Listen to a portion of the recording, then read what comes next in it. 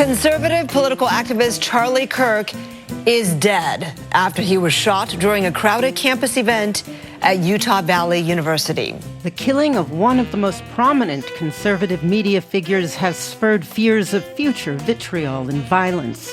From WNYC in New York, this is On the Media. I'm Brooke Gladstone. And I'm Micah Loewinger. Also on this week's show, how the Tiffany Network is getting a makeover courtesy of its new owners. By acquiring the Free Press and later laying off CBS News staffers, they are in effect replacing CBS News staffers with overpaid opinion writers. Plus, the editor and commentator at the center of the deal is an ostensible liberal known for bemoaning the left. I mean, what's remarkable about Bari Weiss is that she was able to sort of take the style of column that everyone was writing and turn it into a media empire.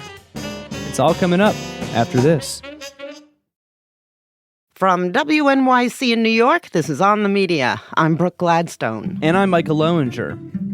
On Wednesday, conservative commentator and activist Charlie Kirk was shot and killed while addressing students at Utah Valley University. Witnesses say immediately before the shooting, Kirk was taking questions from an audience member about mass shootings and gun violence. I'm going to give you some credit. Do you know how many mass shooters there have been in America over the last 10 years? Counting or not counting gang violence? Great.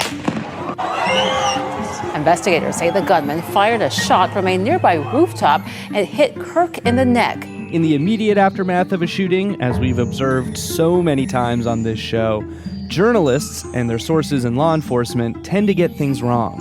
And boy, did they.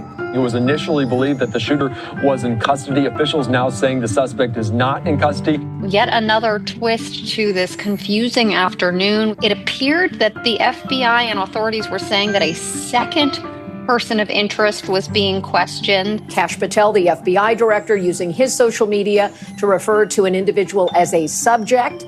Now Kash Patel is saying that subject has been released. On Thursday, the FBI released new info and pictures of a suspect, a white man wearing an American flag shirt who had allegedly left his weapon near the scene. ATF and other law enforcement located an older model imported Mauser .30-06 caliber bolt-action rifle wrapped in a towel in a wooded area near the campus. Far-right commentator Steven Crowder, who has leaked an internal document from the Bureau of Alcohol, Tobacco, Firearms, and Explosives, a document that referenced a potential clue, writing on the gun's ammo. All cartridges have engraved wording on them, expressing transgender and anti-fascist ideology. The Wall Street Journal and other outlets spread that story far and wide, despite the fact that these types of preliminary bulletins are known to contain errors. On Friday, Utah Governor Spencer J. Cox told the press that they'd arrested their suspect, a 22-year-old guy turned in by his dad. Governor Cox offered more details about the ammo. Inscriptions on the unfired casings read, "Hey fascist!" Catch! A second unfired casing read, "Oh Bella Ciao, Bella Ciao, Bella Ciao, Ciao Ciao." Bella Ciao, as many are now speculating, could be a reference to an Italian anti-fascist anthem. Another message says, quote, "If you read this, you are gay, LMAO." Other messages are obscure, irony-laden memes about video games and various internet subcultures, but nothing that points to quote-unquote transgender ideology. As of Friday morning, we do know that he came from a Mormon family, he was the son of a conservative cop, and that he was introduced to guns at an early age. Meanwhile, Charlie Kirk's fans, fellow commentators, and politicians, Democrats and Republicans, have been grieving and paying their respects. If you see the video, you do not see any suffering. Vice President Vance mourning the loss of a friend, writing overnight, "When I became the VP nominee, something Charlie advocated for both in public and in private, Charlie was there for me." I compared what we are going through right now to 1968 and to the assassination of Martin Luther King.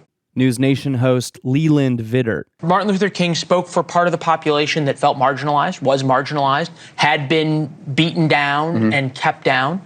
And I think Charlie spoke to a group of young male conservatives and young female conservatives who felt as though they had been disenfranchised and beaten down and kept down. My condolences go out to his wife, and his family. Senator Bernie Sanders. A free and democratic society, which is what America is supposed to be about, depends upon the basic premise that people can speak out, organize, and take part in public life without fear. It's a good thing that politicians, excluding the president, which we'll get to in a minute, took the opportunity to call out the senseless bloodshed and to try to turn the temperature down. That can be accomplished without obscuring what Charlie Kirk stood for.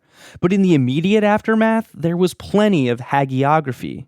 For instance, in a much derided op-ed for the New York Times, Ezra Klein wrote that, quote, Kirk was practicing politics in exactly the right way. So who was this young, media-savvy influencer, hero to young and old, who loved him and felt they knew him?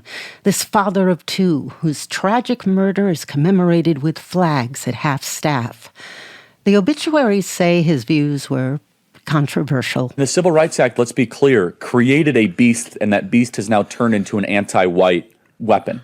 That is at the core of the Democrat project, which is the continued attempt to eliminate the white population in this country. Affirmative action picks.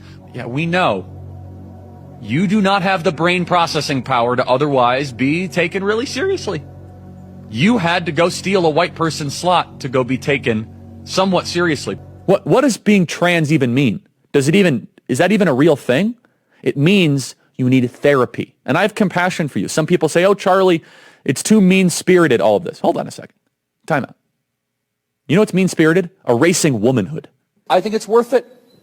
I think it's worth to have a cost of, unfortunately, some gun deaths every single year so that we can have the Second Amendment to protect our other God-given rights. That is a prudent deal. It is rational. Nobody talks like this. They live in a complete alternate universe. True. In the alternate universe, gun control is good. And the law that Utah was the first state to pass in 2004, legalizing guns on campus, is bad. MAGA disdains those views, but do we really need to say that supporting them or opposing any of the presidents is not tantamount to supporting murder? I guess we do. The president on Wednesday. For years, those on the radical left have compared wonderful Americans like Charlie to Nazis and the world's worst mass murderers and criminals. A quick search didn't yield any examples of elected Democrats saying stuff like that, but, I suppose it's possible. This kind of rhetoric is directly responsible for the terrorism that we're seeing in our country today, and it must stop right now. Must it? Charlie Kirk. The Democrat Party supports everything that God hates.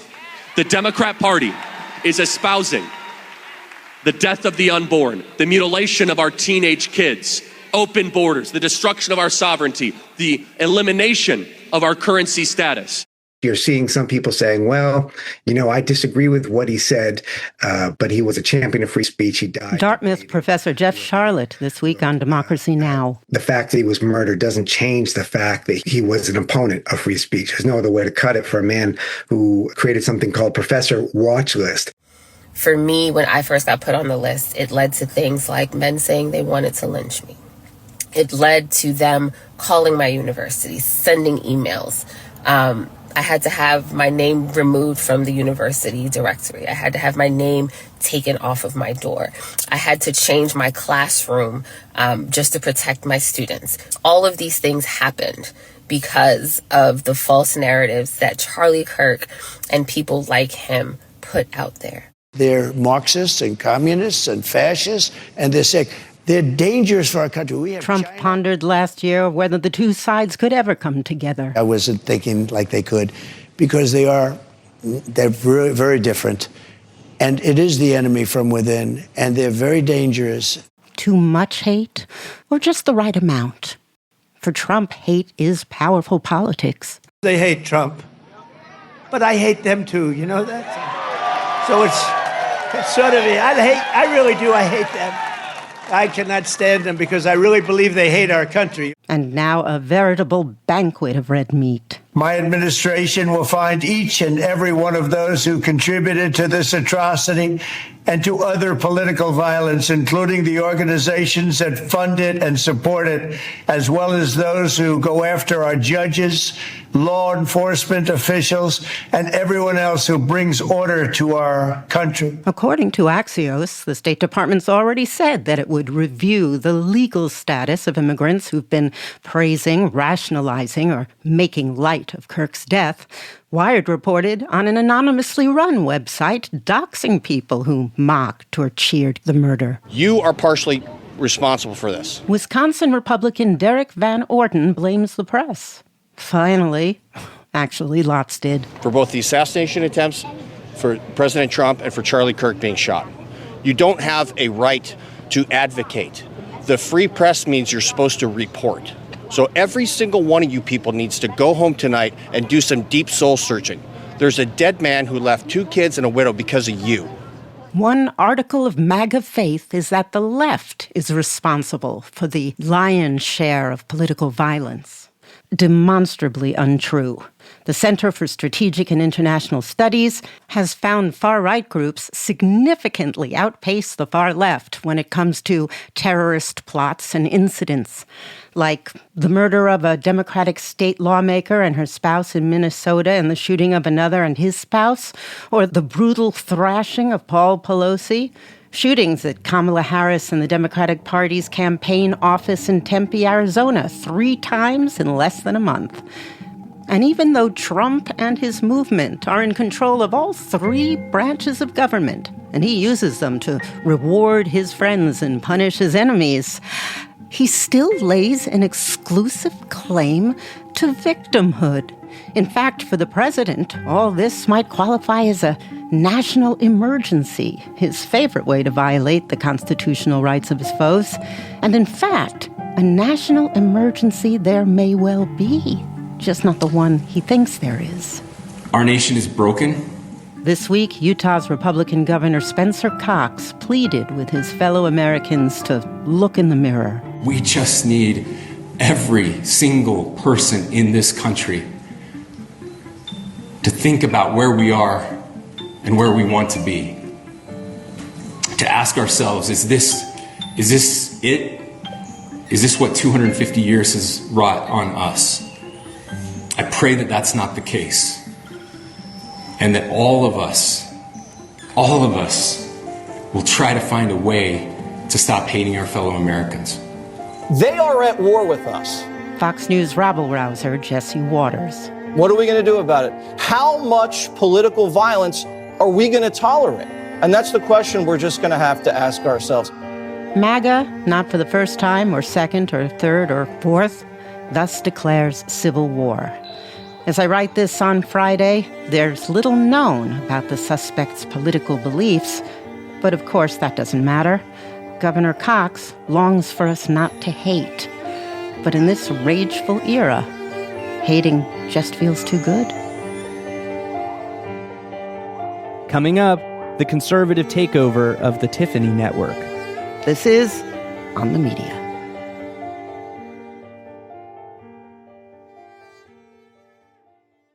WNYC Studios is supported by Dell Technologies.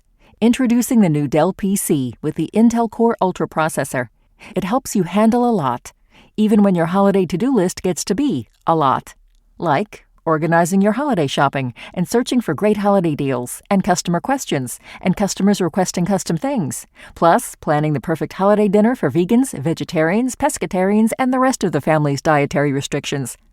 Luckily, you can get a PC with all-day battery life to help you get it all done.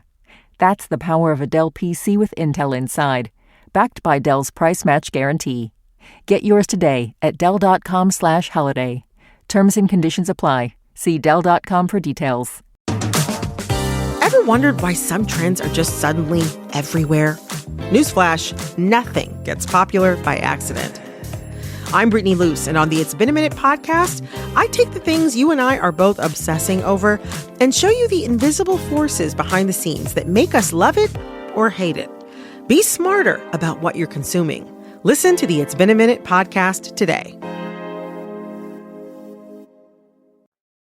This is On the Media. I'm Micah Loewinger.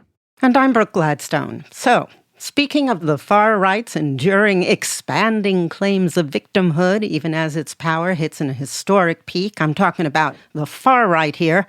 We have news of 94-year-old Rupert Murdoch securing his legacy in advance of the looming Grim Reaper. Guardian Australia put it this way. The season finale of the real-life Succession has just aired, and the eldest boy won. Plus, with that victory, any chance of the Murdoch media empire becoming more progressive has seemingly gone the way of the waiter riding in Kendall's car. Rupert and his eldest son Lachlan paid $1.1 billion each to his three more liberal siblings, putting Fox Corporation and News Corp, which owns the Wall Street Journal and the New York Post, among other things, firmly in Lachlan's control, thus anointing him, in Rupert's words, protector of the conservative voice in the English-speaking world. That's so last century, Rupert. The conservative voice doesn't need protection anymore. 2025 data shows Fox News still dominating cable news, and the list of most listened to podcasts is usually topped by the socially liberal but anti-woke, vaccine-skeptical, Trump-endorsing Joe Rogan Experience. And the list also includes other conservative shows hosted by Megyn Kelly, Tucker Carlson, and Ben Shapiro and the like. Not to mention Elon Musk's ownership of X and the plethora of right-leaning voices there. Meanwhile, as traditional Trump targets like CNN and CBS continue to cave in, they may soon be unrecognizable as liberal, even to their fiercest critics. The only impediment to those who would cave are facts, or rather, lies. 2 weeks ago on CBS's Face the Nation, Homeland Security Secretary Kristi Noem was asked about Kilmar Abrego Garcia, who a court found to have been wrongfully deported to El Salvador. She rattled off a list of unsubstantiated claims about him, which were edited out. So she took to X. This individual was a known human smuggler, a MS-13 gang member, an individual who was a wife beater, and someone who was so perverted that he solicited nude photos from minors. And CBS initially said it was editing for time and met the network's news standards. But then the network abruptly announced that from now on, Face the Nation interviews would no longer be edited at all. Of course, we know Trump's not a big fan of editing at CBS. A quick recap. He alleges the network engaged in deceitful editing of a recent 60 Minutes interview with Vice President Kamala Harris. CBS settled with a whopping donation to Trump's presidential library. The Federal Communications Commission approved Skydance's $8 billion deal to acquire Paramount Global today. This is a deal getting the green light just weeks after Paramount agreed to settle with the Trump administration for $16 million, and just days after Paramount fired Stephen Colbert. With more capitulations underway, it's increasingly clear that the handing over of the $16 million was never going to cut it. This week, the company announced it had appointed an ombudsman, another concession to secure the merger deal. And given who they picked, there seems to be little doubt in which direction new CEO David Ellison plans to take the company. Oliver Darcy, media reporter and the lead author and founder of the newsletter Status, wrote this week about the changes at CBS. Oliver, welcome back to the show. Brooke, it's a pleasure to be here. So, why was this merger with Skydance so important to Paramount? In short, Paramount has been shrinking as a company for many years. And for media companies, particularly legacy companies, to survive in this new media landscape that's dominated by the streamers like Netflix, they need to get bigger. And so Paramount was wanting to merge with Skydance, which is owned by David Ellison and Larry Ellison, who is now the richest man in the world. The founder of Oracle. Yes. He's richer than Elon Musk? As of this week, he is richer than Elon Musk, yes. And so they wanted to get this deal done basically to ensure the survival of Paramount long term. Sherry Redstone, who was the operator of Paramount needed a solution. And so she was either going to have this declining asset with no future of growth, or to sell to David Ellison and see if they could inject some more capital into this thing, see if they can make it a little bigger, and see if they can perhaps use the tech they have. This is a tech family, to revive Paramount and to allow it to survive in the future. And still, I think, after this deal is closed, there's still talk about whether they will get bigger and acquire Warner Brothers Discovery, because these companies, to compete against the big tech companies and to compete against Netflix, they need more scale. And so if you're Sherry Redstone at the time, you're looking at the future of all of Paramount, which includes CBS News, and thinking it has no real future unless this deal goes through. And CBS News is a very tiny part of that. And what you just said suggests a motivation for why CBS is still caving, not just on no longer editing interviews, but the parent company, Paramount, announced that they were appointing an ombudsman to oversee CBS News. Where did that originate? They needed to get this deal approved. And to get this deal approved, it was being held up by the FCC, which is currently chaired by a man named Brendan Carr, who is a very fierce Trump supporter, a big MAGA supporter. And he has targeted Donald Trump's media critics with investigations that have been widely panned as effectively retaliatory action from the government, going after the NBCs and Disneys and other companies of the world. And so, David Ellison, who is trying to get this deal done from his end, was looking for concessions to make. How can we get Brendan Carr to approve this deal? And one of the concessions that they made was, we will appoint an ombudsman. And if there is any issue, any allegation of bias, that person will investigate it and recommend action be taken. So this long precedes Kristi Noem's complaint. Yes. And last Monday, we learned who the new ombudsman would be, Kenneth Weinstein. He was tapped by Trump in 2020 to serve as the U.S. ambassador to Japan, though he wasn't confirmed. You've noted that he's deleted his account on X, so we don't know what he posted there. He has, I guess, left a paper trail in columns and op-eds. So give me some examples that speak to his political ideology. If you look at his writing, he authored this July column in which he referred to Donald Trump as the ultimate outsider. He wrote he's a bold businessman who asks uncomfortable questions that typical policymakers are too squeamish to ask. He wrote that people may dislike his methods, but they should appreciate his clarity about power dynamics.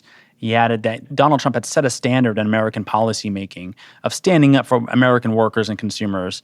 And then there's another column he wrote in the New York Post in which he echoed right-wing fears about migrants in Europe and said that women can, quote, no longer safely walk at night in cities, end quote. If you just look at some of his recent commentary, it very much lines up with what you would expect to hear on Fox News. It does not appear to be someone who you would expect to be a neutral arbiter when thorny issues of bias might come up at a newsroom or there might be questions raised. Has he said anything specifically in the past about media outlets? Like CBS, for instance. He certainly has. He's made a number of comments about the media outside the general boogeyman portrayal of the press. He's commented directly about CBS News. He said in a late 2024 tweet, again, he deleted his Twitter account, but some of his messages were recovered. He said, quote, "Could the presence of one righteous man, Tony DeCoppel, save CBS News from utter condemnation?" That's the interview in which Tony DeCoppel questioned author Ta-Nehisi Coates for passages in his book about the Israel-Palestine conflict, which DeCoppel basically condemned as extremist. Outside even that comment, if you go back a little further, there was a moment in 2015 where the Hudson Institute, which was headed by Weinstein, honored right-wing media mogul Rupert Murdoch. And during that speech, Weinstein gushed that he was so pleased to present the award to the Fox News owner. He praised Murdoch as a revolutionary. He also, in that speech, praised the National Review. And again, this is all coming as he is criticized and assailed the mainstream press and mocked it for being full of media elites and called it the liberal media. This is the man who's going to now judge whether CBS News stories are neutral and fair, particularly in this very polarizing environment.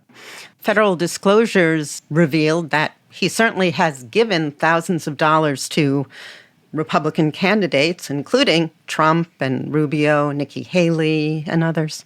If you take everything here, if you take his comments on Twitter about CBS News, you take his comments about Rupert Murdoch, you take his recent commentary in the New York Post and elsewhere, you take his federal disclosure records where he donated thousands of dollars to Republican candidates, it all paints a picture of someone who does not like the mainstream media and someone who is going to approach these stories with a bias of his own, and that's very much in favor of Donald Trump and his administration. And so what's baffling is David Ellison, who now controls Paramount, he was on a press tour where he repeatedly said that he refused to politicize the company. And instead, what we've seen him do is, in this case, for instance, appoint someone who is overtly political to a position you would want a very neutral hand occupying. I get that. Now, Kenneth Weinstein, if he acts as a traditional ombudsman, isn't going to have a lot of power. He's going to report directly to the Paramount executives and recommend action. And if they see it fit, they will bring it to the head of CBS News. And there's going to be a lot of pressure for them to address those concerns if he has them. I don't see him having as much power as, say, Bari Weiss. So talk about that breaking news. You're right. Bari Weiss, who David Ellison has been courting since last year. David Ellison very much likes Bari Weiss. He reads the Free Press, and he's going to acquire her outlet for an absurd sum of money, north of $100 million if everything goes smoothly, and it seems like that's where it's going. And Bari Weiss is stridently pro-Israel. And so her commentary tends to be trumpeted by those on the right, even though she doesn't squarely fall into that camp. And she's now going to be, if this deal goes through, which it seems like it will, in a very prominent position at CBS News. I'm told that she could be the editor-in-chief of CBS News. The New York Times reported that as well. This organization is going to be moving into more Trump-friendly waters, and that's a result of the people that David Ellison is appointing into senior positions at CBS News. Some employees told you that people are going to be apoplectic at the idea of Weiss taking editorial direction. You also say the resentment is inevitably going to intensify when Ellison and his lieutenants move ahead with what appear to be inevitable and painful layoffs this fall. How can you pretend to be financially disciplined when you are spending an outrageous sum of money on a right-wing opinion site? By acquiring the Free Press and later laying off CBS News staffers, they are in effect replacing CBS News staffers with overpaid opinion writers. I mean, what is this fundamentally about? I think it's about a lot of different things. I think one, Larry Ellison, who is ultimately responsible for this whole thing, is a Trump supporter. And we've seen him at the White House. He's been a Trump supporter. So that's number one. I think that there's also a lot of talk about whether Larry Ellison will be able to acquire TikTok. And then there could be also other mergers and acquisitions. It's been talked about that perhaps David Ellison has Paramount acquire Warner Brothers Pictures. Looking at the landscape, there are reasons why the Ellison family would want to stay in the good graces of Donald Trump. A senior writer at the conservative National Review, Dan McLaughlin, recently wrote that, quote, CBS News is probably second only to the Times as the oldest media enemy of conservatives. And then he goes on to say that the cancellation of Colbert and the pending acquisition of Bari Weiss, quote, imply that an ossified, close-minded, smug, and unreflective liberalism just doesn't have a future in attracting a mass audience in today's shifting media landscape. I think the opposite's actually true. First of all, 60 Minutes is the #1 news program in the country. It's long been the most watched news magazine program. The second thing I'd point out is we've seen this movie before. When Warner Brother Discovery acquired CNN, that outlet ousted anchors like Don Lemon and Jim Acosta, put MAGA commentators like Scott Jennings across its programming, toned down how they report on Donald Trump, and audiences did not respond kindly to that move. In fact, CNN's ratings have fallen substantially, and they've chased a lot of viewers to MSNBC, the more progressive news organization on cable. And conservatives still trash CNN. They watch Sean Hannity mocking CNN. They celebrate when CNN has to do layoffs. They don't turn to CNN no matter how many concessions are made. So we know that liberals tend to like newspapers, and they're also more likely to watch broadcast television. The #1 cable channel, news channel, obviously, is Fox News, has been for a long time. And conservatives and the far right also way outdraw people on digital. I just wonder what all this means for the state of press freedom when everything is so fractured. I think it's very worrisome. News organizations are certainly not perfect, but they do have standards. When they do mess up, they issue corrections. That is what news organizations that are committed to the truth do. And so it's a really worrisome moment in American politics right now, because how do you ultimately have a country when no one can agree on anything? I hate ending every interview this way. Yeah, it's just an incredibly disturbing moment. I mean, that's just, I just think about this all the time, and particularly when you have no shared reality, that's when things really tear apart at the seams. Thank you, Oliver. Thank you for having me. Oliver Darcy is the founder and author of the newsletter Status.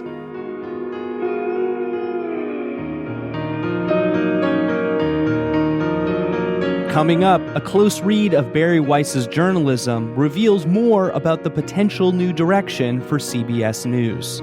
This is On the Media.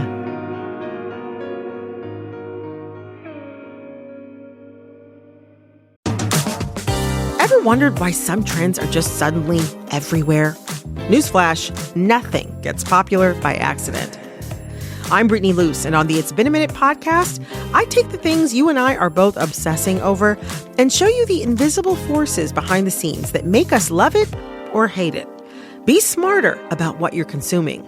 Listen to the It's Been a Minute podcast today. This is On the Media. I'm Brooke Gladstone. And I'm Micah Loewinger. So, as we just heard from Oliver Darcy, David Ellison, new owner of Paramount, the parent company of CBS, is poised to spend a lot of money to acquire a popular media company. The Free Press founder Bari Weiss is reportedly on the verge of becoming part of the CBS family. Weiss, a former New York Timer, is set to score a role at CBS News. And not just any role, maybe even editor-in-chief or co-president of the network. This massive sale would come just 4 years after Weiss founded her online publication on Substack after quitting her job as an editor and writer at the New York Times. With the Free Press, she promised something radically different. There is a huge, wide open space for people that are actually interested in treating readers like adults, that are actually interested in treating listeners as sophisticated people that can make their own decisions, not just shoving propaganda down their throat. And so that's what we're about at the Free Press. We're about telling honest stories. We're about telling the truth about the world as it actually is, not as we wish it to be. And we have put a special emphasis on stories that are either ignored or misconstrued by the mainstream press. One of their main selling points, Weiss says, is that they'll never tell you what to think. But the topics that the Free Press cover and don't cover tell a different story, like the obsession with diversity programs. We need to uproot, root and branch the ideology that has supplanted truth at the core of American higher education. And that ideology goes by the name DEI.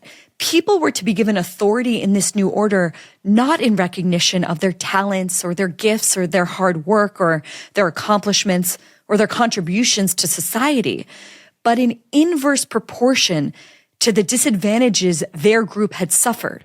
On a recent episode of the podcast, If Books Could Kill, Peter Shamshiri and his co-host Michael Hobbs did a deep dive on Bari Weiss's oeuvre. The story starts back in 2004, when Weiss was still an undergraduate at Columbia.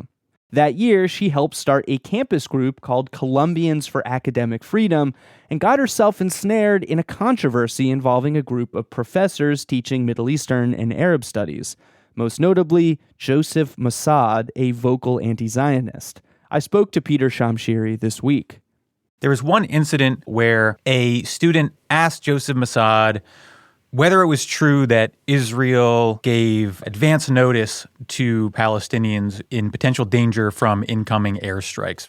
Mossad apparently lashed out and basically said, if you're going to defend Israel, get out of my class.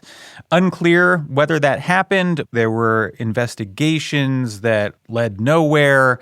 It's very Bari Weiss in that the group that she was part of is branded as one promoting academic freedom, but the entire mission appears to be to get academics disciplined for their views, for the way that they acted in class. Presenting yourself as having lofty principles that are very directly undermined by your actions, that to my mind is just straight down the middle Bari Weiss. After she graduated from Columbia, she did a stint at Tablet, the Jewish culture magazine. She then landed a gig at the Wall Street Journal in 2013. It's there that she writes what you and your co-host Michael Hobbs call the canonical Bari Weiss column. This is right after the Obergefell ruling in 2015 that legalized gay marriage. Weiss is a gay woman, but her take in the column was less celebration and more finger-wagging. Yeah, she cites a bunch of incidents of terrorism targeting LGBT folks across the globe and basically says, we are so focused on the opponents of gay marriage in America, but our real enemies are Muslim terrorists. She says the barbarians are at our gates. It's a very classically Bari column because there's this very quick, almost tacit acknowledgement that she agrees with liberals on the issue, but then the entire column is dedicated to criticizing them.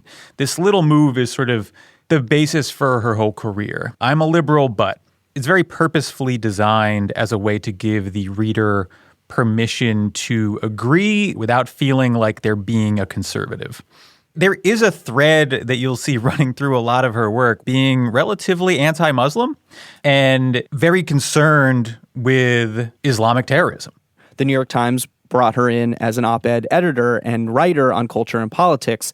Weiss was often criticized for taking maybe upsetting to liberals positions. Like there was one piece titled Meet the Renegades of the Intellectual Dark Web, which focused on, Joe Rogan and Jordan Peterson, Sam Harris, Eric Weinstein, up-and-coming, mostly conservative thinkers and writers. And then a piece titled, quote, When Progressives Embrace Hate, which focused on objectionable statements made by 4 organizers of the Women's March. Break that one down for us a little bit. It starts off applauding the principles of the Women's March, but then is primarily a criticism directed at several organizers, primarily Linda Sarsour, who's anti-Zionist very explicitly, has tweeted in support of Assata Shakur, a black radical who allegedly killed a cop back in the 70s. There's another organizer who was pictured once with Louis Farrakhan. I think you had this really mainstream protest movement in the Women's March that was very correctly identifying the threat from the right wing to women's rights in particular. And they were vindicated just a few years later with the overturning of Roe v. Wade. Rather than focus on that, Bari nitpicks her little issues with Linda Sarsour's tweets. I mean, it's just silly. The online criticism of her columns, some arguments that were allegedly taking place between her and her colleagues behind the scenes. All of that kind of culminated in 2020 when she made a loud exit from the New York Times. In the aftermath of her boss, James Bennet, being fired over the publication of Senator Tom Cotton's now notorious op-ed, which urged the government to send federal troops to crack down on Black Lives Matter protests, again in the summer of 2020. She wrote a lengthy resignation letter which described, quote, "My own forays into wrongthink have made me the subject of constant bullying by my colleagues who disagree with my views. They have called me a Nazi and a racist." She wrote that letter just mere weeks after she took to Twitter to call some of her coworkers mostly young wokes. What do we know about her exit from the Times, and how do you think it kind of set her up for the next phase of her career? I think about her exit from the Times as a performance by Bari Weiss. I think she saw an opportunity and took it. And what I mean by that is James Bennet is forced to resign after the Tom Cotton op-ed. The reason for that is not just the substance of the op-ed, but the fact that Bennet openly states that he did not review the piece before it was sent to publication, which is presumably part of his job. Bari gets to utilize this moment to portray the New York Times as sort of beholden to, as you said, young wokes, not very interested in free inquiry, free speech. At this point, I think it's very clear in my mind that she's announcing herself to the broader conservative media ecosystem as like a free agent. What makes her unique is that she didn't just go become like a talking head on Fox News or whatever. She launches her own Substack and tries to sort of create her own media empire. You've argued that this time, 2020/2021, was this important era, especially when you look at where the conservative movement was. It felt like a moment when conservatism needed a rebrand. It seemed like Donald Trump was fading. It felt like the perfect moment to carve out a new space on the right. And that's what the Free Press seemed to be. It sort of captured two audiences at once. One is moderate liberals who were maybe a little bit irritated by the rise of the social justice left in 2020. And two is the sort of adrift conservatives who were not necessarily comfortable with Trump, who thought that he was gauche and impolite and had crossed the line on January 6th. Bari filled that space very effectively and very quickly. In the mission statement for the Free Press, here's a quote: "The Free Press is a media company built on the ideals that were once the bedrock of great American journalism: honesty, doggedness, and fierce independence." It goes on to say, quote, "We don't allow ideology to stand in the way of searching for the truth." Anyone who has read as much of the Free Press as I have will naturally recoil at that statement. It's outrageous to think that it is an ideology-free publication. It is very much just a conservative publication.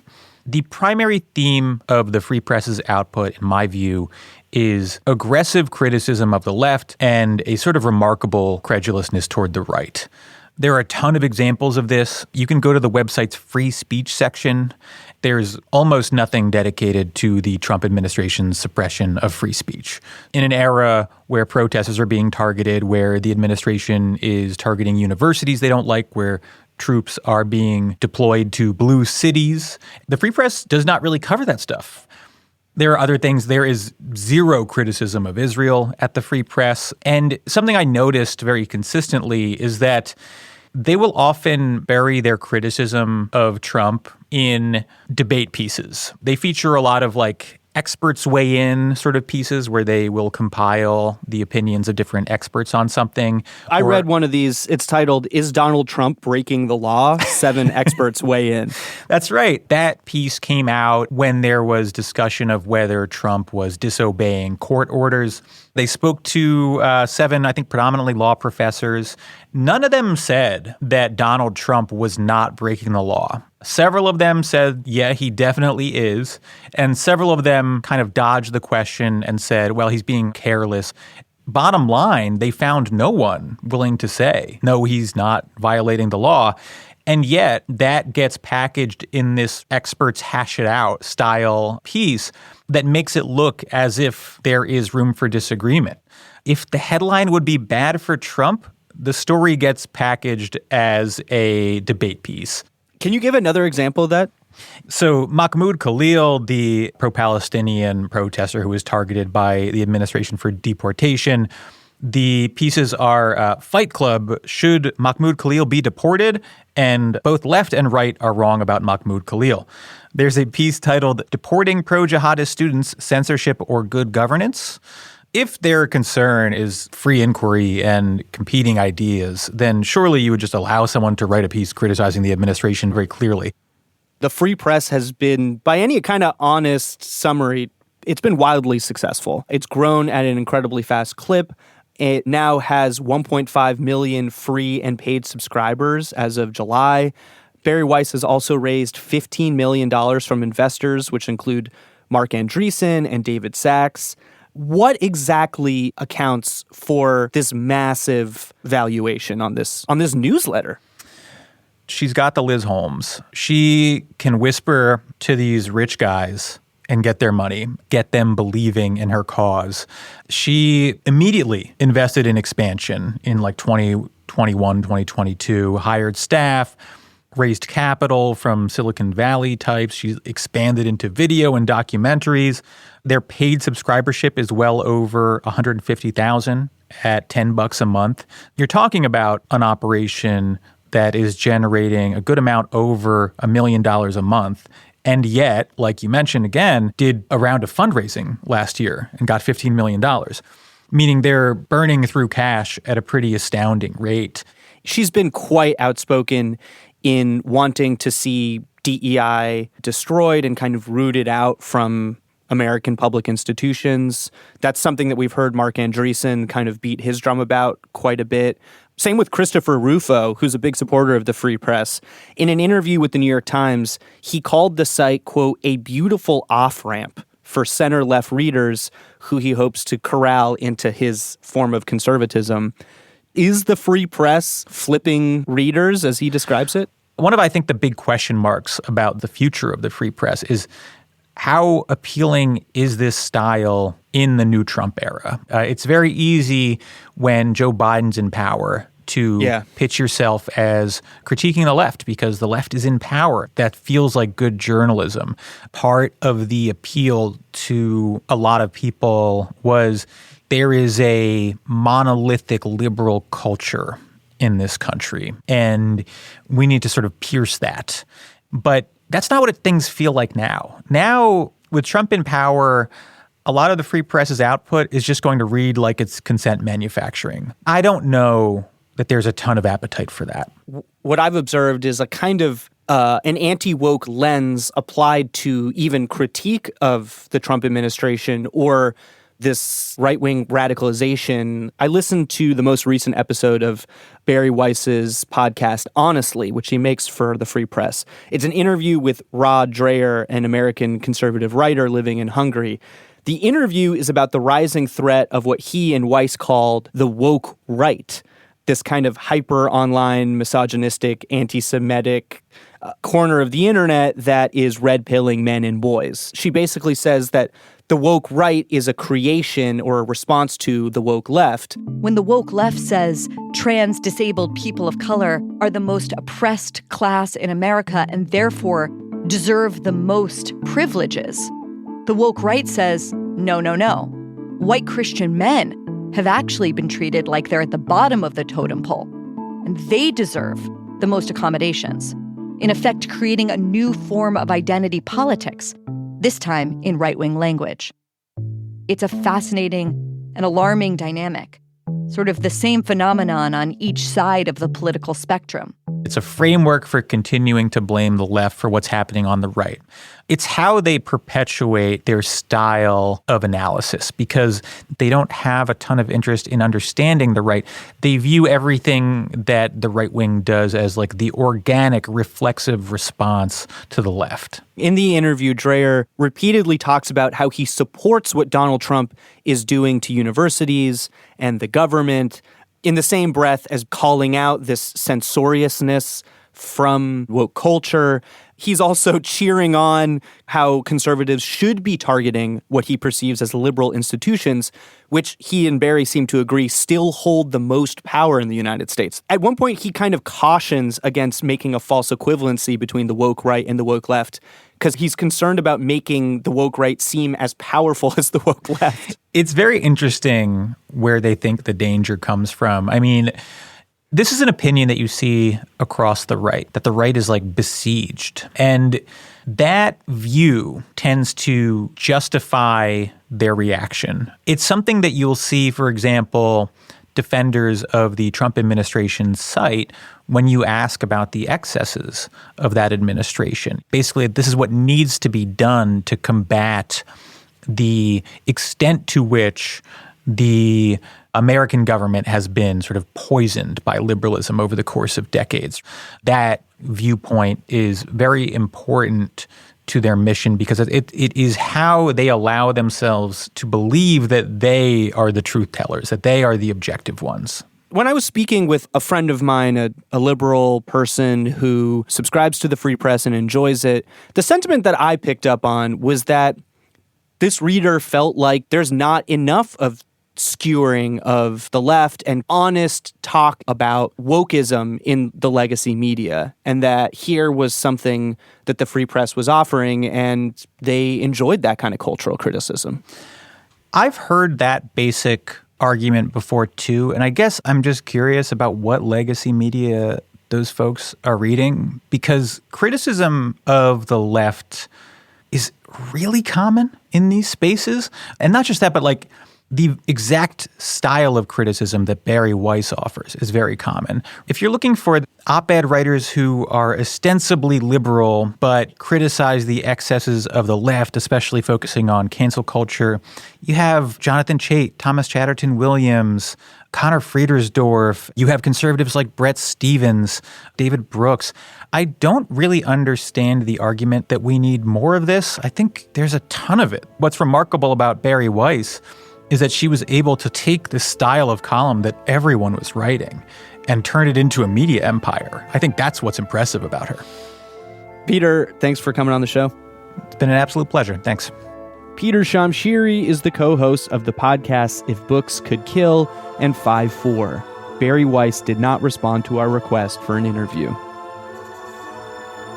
That's it for this week's show. On the Media is produced by Molly Rosen, Rebecca Clark-Callender, and Candace Wong. Our technical director is Jennifer Munson, with engineering from Jared Paul. Eloise Blondio is our senior producer, and our executive producer is Katya Rogers. On the Media is produced by WNYC. I'm Brooke Gladstone. And I'm Micah Loewinger.